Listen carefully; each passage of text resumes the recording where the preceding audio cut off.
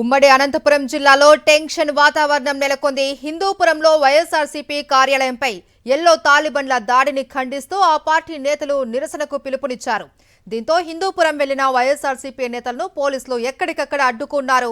శ్రీ సత్యసాయి జిల్లా కదిరిలో వైఎస్ఆర్సీపీ రాష్ట్ర ప్రధాన కార్యదర్శి ఎస్వి సతీష్ రెడ్డిని పోలీసులు అడ్డుకున్నారు. అలాగే కదిరి వైఎస్ఆర్సీపీ సమన్వయకర్త బిఎస్ మక్బుల్ను అదుపులోకి తీసుకున్నారు.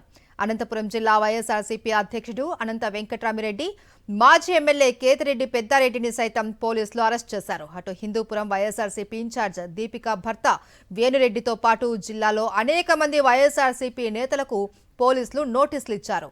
కూటమి నేతలు పోలీసు వ్యవస్థను దుర్వినియోగం చేస్తూ ఉన్నారని వైఎస్ఆర్సీపీ నేతలు మండిపడ్డారు.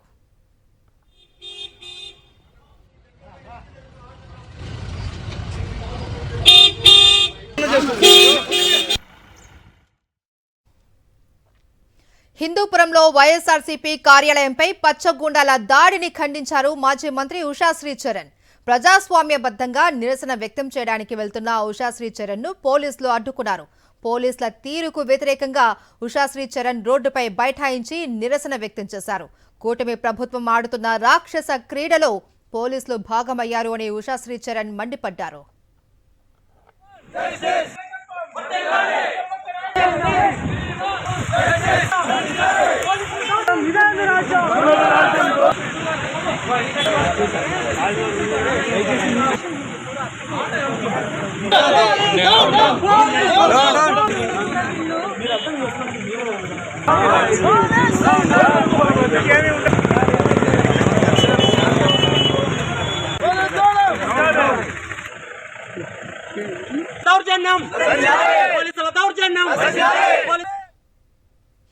హిందూపురంలో వైఎస్ఆర్సీపీ ఆఫీసుపై దాడి ఘటనలో వైఎస్ఆర్సీపీ నాయకులపైనే కేసులు పెట్టి స్వామి భక్తిని చాటుకున్నారు పోలీసులు.